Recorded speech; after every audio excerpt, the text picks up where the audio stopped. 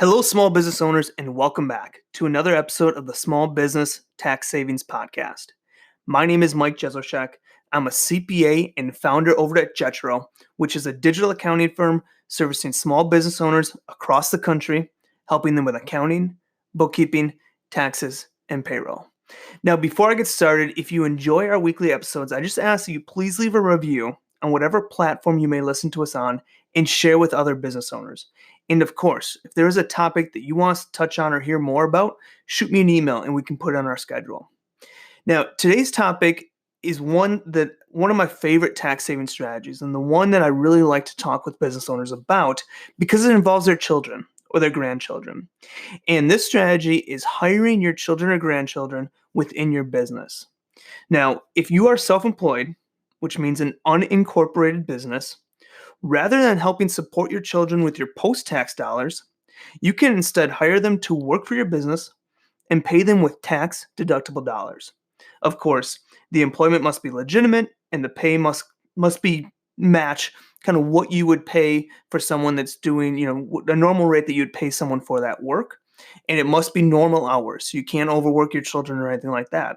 But it's a great strategy to take post-tax dollars and turn them into tax-deductible dollars.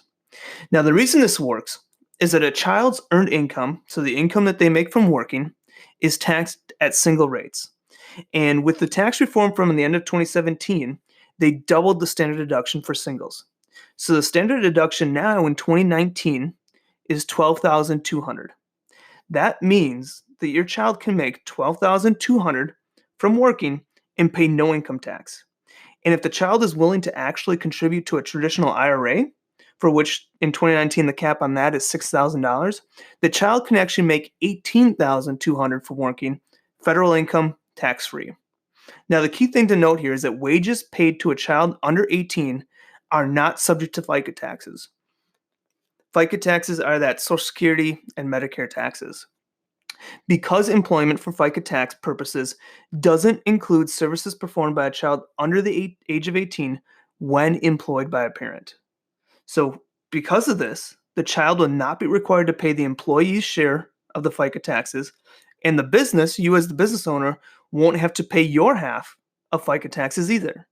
So in addition, by paying the child and reducing the business's net income, the amount that you pay also gets reduced. So let's use a quick example here. Let's assume you're in the 24% tax bracket and you own an unincorporated business. You hire your child, who has no investment income, and pay that child $12,000 for the year. You're going to reduce your business income by $12,000, which saves you just under $3,000 in taxes, and that was calculated just by taking 24% by $12,000. And your child has taxable income of zero, since it's less than the standard deduction. So you get a deduction on your business, and your child doesn't pay any taxes on that.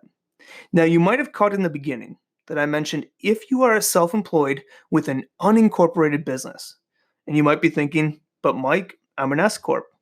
And so with an S-Corp, you do have to take a couple extra steps.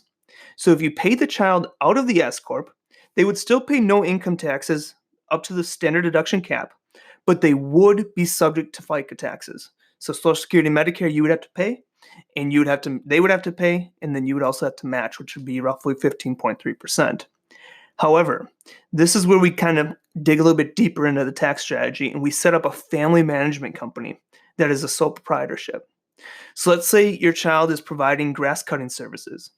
You could start a family management company that does lawn services, and you would pay that family management company from your S-Corp, getting the deduction, and then you would go ahead and pay your child from that family management company, which would be unincorporated, to avoid the FICA taxes. So again, this would look like S-Corp hiring another company. You're paying that company for grass cutting services, and then that unincorporated grass cutting service company would then pay your child to avoid the FICA. So this can really be an extremely valuable tax saving strategy to get pre-tax dollars paid to your children. And there are some things, of course, that you want to make sure that you're documenting properly, doing the right procedure on, but it's really a great opportunity. And this strategy can, again, just multiply as you have more and more kids. So this $12,000 is just for one kid, but if you have 3 kids, you can take it across all of them. Again, there are some parameters that you have to meet and things like that, but it's an incredible strategy. So just as a recap, if you are an unincorporated business, your child can earn up to the standard deduction cap and pay no income taxes on that. And that cap for 2019 is $12,200.